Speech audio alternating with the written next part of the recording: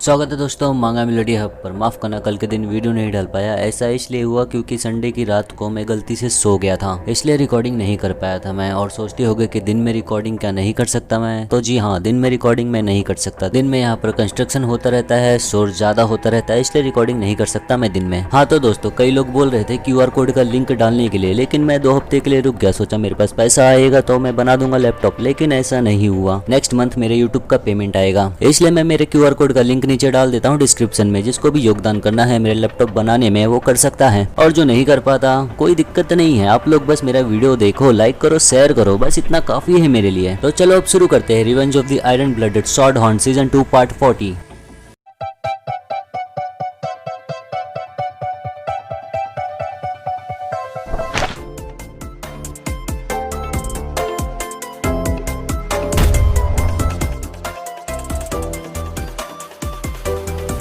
हम देखते हैं सुबह हो गया है और मैडम मर चुकी है। लवगुड मैडम के सामने ही खड़ी रहती है, दूसरे लोग खड़े रहते हैं दूसरी जगह पर। स्मार्टी पैंट्स, डॉलर, ग्रेनुली और सिंक्लेयर सभी लोग अपनी अपनी जगह पर हैं। मैडम को मरा हुआ देख वो सभी लोग खुद हैरान रहते हैं, क्योंकि उन्हें विश्वास नहीं होता कि वो लोग खुद हराए हैं इसे। मैडम एटलैक्स मरने के बाद गायब हो जाती है। मैजिक टावर का सिस्टम पहले जैसा हो जाता है। जैसे ही सिस्टम पहले जैसा होता है, टूर्नामेंट उसी जगह पर खत्म हो जाता है और सारे के सारे स्टूडेंट्स लॉबी में टेलीपोर्ट हो जाते हैं। वो लोग अपने दूसरे दोस्तों और प्रोफेसर के पास वापस आ जाते हैं। किस्मत से उस लड़ाई के दौरान कोई भी ज्यादा जख्मी नहीं हुआ। अंत में वो खुद में ही एक चमत्कार था। वैकिर और सिंक्लेयर लॉबी में आ जाते हैं। सभी लोग देखकर उन्हें खुश हो जाते हैं। पिगी भागते हुए जाता है वैकिर के पास, रोते हुए उसके गले लग जाता है। पिगी को रोते देख वैकिर थोड़ा हैरान हो जाता है, क्योंकि उसे समझ में नहीं आता कि उसे क्या करना चाहिए पिगी को चुप कराने के लिए। और अब हम देखते हैं इस टूर्नामेंट के टॉप 10 स्टूडेंट। पहले पर है होइनहाइम, दूसरे पर है बैकिरागर, तीसरे पर है मेलेनी लवगुड, चौथे पर है डॉलर्स, 5वें, 6ठे, 7वें पर है ट्रिपल एट्स, 8वें पर है वैकिर, 9वें पर है सिंक्लेयर, 10वें पर है ग्रेनुली। फर्स्ट ईयर के कई सारे स्टूडेंट्स टॉप 10 में आए हैं और ये बताने की जरूरत नहीं है, कॉलेजिया के स्टूडेंट्स भी मैडम के खिलाफ लड़े हैं। सभी लोग पूरी तरह दंग रहते हैं। जांच पड़ताल के नतीजे में मैडम S रैंक मॉन्स्टर है। यहाँ तक कि टूर्नामेंट को देखने वाली कई सारी आंखें सिस्टम ओवरलोड की वजह से कट गए थे। सबसे शक्तिशाली शख्स मुश्किल से 4 सर्कल मेज था और बाकी के 10 स्टूडेंट्स लो रैंक ग्रेजुएटर्स थे। इन लोगों को मार देना एक S रैंक मॉन्स्टर को कई सारे सवाल खड़े कर दिए थे। जमीन में धमाका होना, स्टूडेंट्स को मौका मिलना, इसी की वजह से स्टूडेंट्स का हमला मैडम को लगा, यही स्टूडेंट्स बताए थे। अंत में मैडम का आना एक गलती था और उसका हार जाना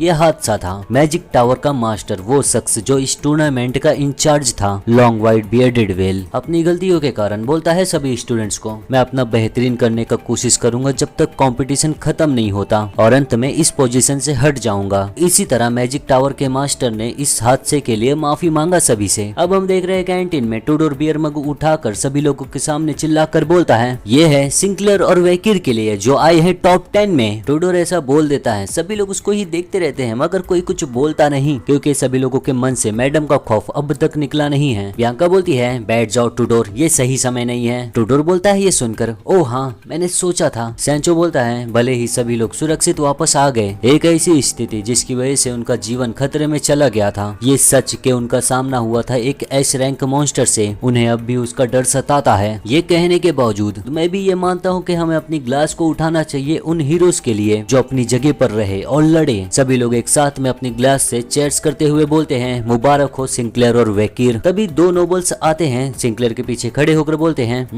क्या तुम लोग सिंक्लेयर और वैकिर हो? हमने बस सोचा कि हम तुम्हें धन्यवाद कहें हमें वहाँ बचाने के लिए। सिंक्लेयर हंसते हुए बोलती है, कोई बात नहीं, मुझे खुशी है तुम दोनों ठीक हो। वो नोबल की हरकतें करते हुए बोलता है, सच कहूँ तो मैं थोड़ा चौंक गया था, मुझे लगा नहीं था कि वो कॉमनर्स जिन्हें अच्छे से शिक्षा नहीं मिलती वो नोबल्स को बचाएंगे। वैकिर और सिंक्लेयर दोनों जन ये सुनते हैं मगर कुछ बोलते नहीं। इन दोनों की जगह बियांको को काफी गुस्सा आ जाता है ये सुनकर। टेबल पर जोर से हाथ पटकती है, उस नोबल का कॉलर पकड़कर बोलती है, तूने अभी क्या बोला? क्या फर्क पड़ता है इससे कौन कहाँ से है, जब जिंदगी बचाने का सवाल आए तो। वो नोबल घबरा कर बोलता है, 1 मिनट, तुम गलत समझी मुझे, मैं तो सीधा ये बोला बोला कि तुम कॉमनर्स के लिए ये करना बहुत मुश्किल हुआ होगा। सैंचो आकर बियांका को पीछे से पकड़ लेता है ताकि इन दोनों को वो मार ना दे। बोलता है शांत हो जाओ। बियांका चिल्लाते हुए बोलती है मुझे जाने दो, वो हरामजादे, उन्हें बचाना नहीं चाहिए था। वो नोबल ये सब देखकर भागने लगते हैं डर के मारे। ये सब सुनकर सिंक्लेयर काफी उदास हो जाती है। सिंक्लेयर को देखकर वैकिर सोचता है मुझे लगा नहीं था कि सिंक्लेयर दुखी होगी कॉमनर्स के ऊपर ऐसी बातें सुनकर। आमतौर पर ये बातें बदल कर माहौल बदल देती थी। पिगी बोलता है ठीक है सभी लोग, क्या हम लोग इसको छोड़कर किसी और चीज पर बात करें? अब जब टूर्नामेंट खत्म हो गया है तो सेकंड टूर्नामेंट के लिए टॉप 10 में से पार्टिसिपेट करेंगे। दूसरा टूर्नामेंट इस बारे में है कि आप प्रशिक्षु प्रणाली के साथ कैसे तालमेल बैठाते हैं। प्रशिक्षु प्रणाली का मतलब अप्रेंटिस सिस्टम। जहाँ तक कि मैं जानता हूँ उन 10 स्टूडेंट्स को पैलेस में जाना होगा, साथ में एम्पायर के 7 ग्रेट फैमिलीज को भी क्वेस्ट को कंप्लीट करने के लिए, और उन्हें इनाम में मिलेगा एक आर्टिफैक्ट जो मैनेज करते हैं 4 यूनिवर्सिटीज। बियांका बोलती है और हाँ, जिस फैमिली से तुम हो उस फैमिली को तुम नहीं चुन सकते वरना बहुत सारी बातें उठती हैं। उदाहरण के तौर पे मिस्टिकल आर्च फैमिली से मुझे टास्क नहीं मिल सकता और टूडोर को नहीं मिल सकता टास्क एजुर स्पीयरमैन फैमिली से। वैकिर सिंक्लेयर को ही देखते रहता है क्योंकि सिंक्लेयर का हाथ काफी कांपता रहता है। बियांका बोलती है हालांकि तुम्हें एक चीज से जुड़ा रहना होगा, आयरन ब्लडेड सॉर्ड फैमिली को चुनना नहीं। बियांका की बातों पर ध्यान जाता है वैकिर और सिंक्लेयर का। बियांका बोलती रहती है पहले के स्टूडेंट्स जो उनका टास्क चुने थे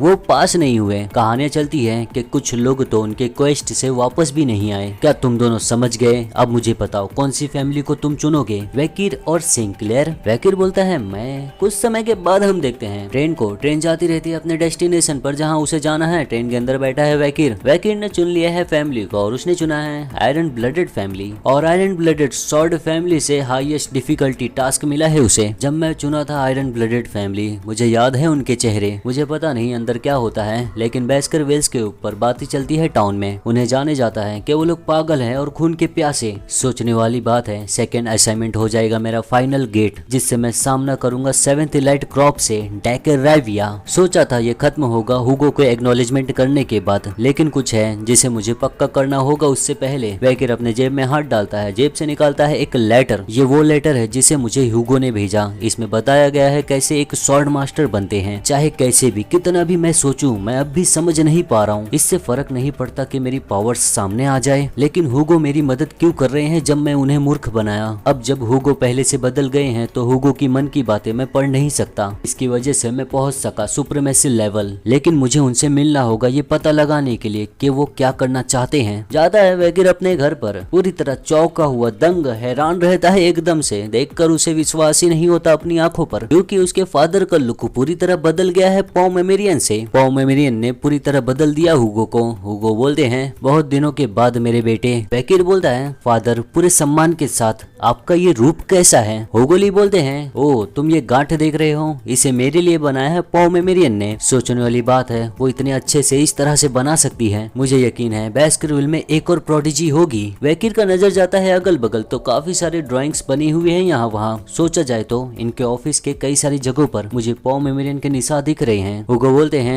पॉ मेमोरियन तुम्हारा इंतजार कर रही थी, लेकिन वो सो गई। बैरेमोर उसे लेकर गया है बेड पर। पॉ मेमोरियन उस उम्र से आगे निकल चुकी है जहाँ उसे इन चीजों का आनंद लेना चाहिए। हालांकि ग्रैंडफादर होने के तौर पे मैं ये चीजें उसके लिए करना चाहता हूँ, क्योंकि वो बुनियादी चीजों का आनंद नहीं ले पा रही थी। वैकिर ये सब सुनता रहता है, फिर बोलता है मेरे ब्रदर ओसाइरिस को जो आपने लेटर दिया था वो मुझे मिला। आपको कब ये पता चला कि मैं अपनी पावर्स को छुपा रहा हूँ? हुगोली बोलते हैं एक बार तुम सुप्रीम लेवल तक पहुँच जाते हो तो तुम उन चीजों को देख सकते हो जो आम लोग नहीं देख सकते, और अपने सेंसेस से महसूस कर सकते हो चीजों को, भले ही तुम अपनी आंखों का इस्तेमाल न करो। मगर मुझे यकीन है तुम्हें पता होगा ये चीज। ये सुनकर वैकिर को याद आता है कैसे वो तरीके ढूंढता रहता था हुगोली को मारने के लिए। अतीत में जो मेरी नफरत थी, जो मेरा घृणा था, वो सिर्फ ये देख रहे थे कि मैं शक्तिशाली कितना बनूंगा और रास्ते में सब कुछ। वैकिर यही सब सोचता रहता है। तभी हुगो बोलते हैं, वैकिर देखने लगता है। हुगोली बोलते हैं ओ मेरा ध्यान अभी गया क्योंकि मैं व्यस्त था थोड़ा। ये यूनिफॉर्म जो तुमने पहना है ये तुम पर काफी जच रहा है। ये शब्द हुगोली के मुंह से सुनना वैकिर कभी सोचा नहीं था। हुगोली बोलते हैं क्या तुम अपनी स्कूल की जिंदगी का आनंद ले रहे हो? ये सब सुनने के बाद वैकिर कुछ भी कहता नहीं, मुस्कुराकर सोचता है मैंने अपने गुरु के रूप में ब्लड हॉर्न के नजरिए से इनसे बात किया है। इनके परिवार का सदस्य होने के नाते मैं हमेशा इनसे पैट्रियार्च की तरह बात करता था, लेकिन पहली बार मैं इन्हें देख पा रहा हूँ इनके बेटे के तौर पे। ये अच्छा है। तो चलो दोस्तों, ये यहीं पर खत्म होता है। मिलते हैं अगली वीडियो।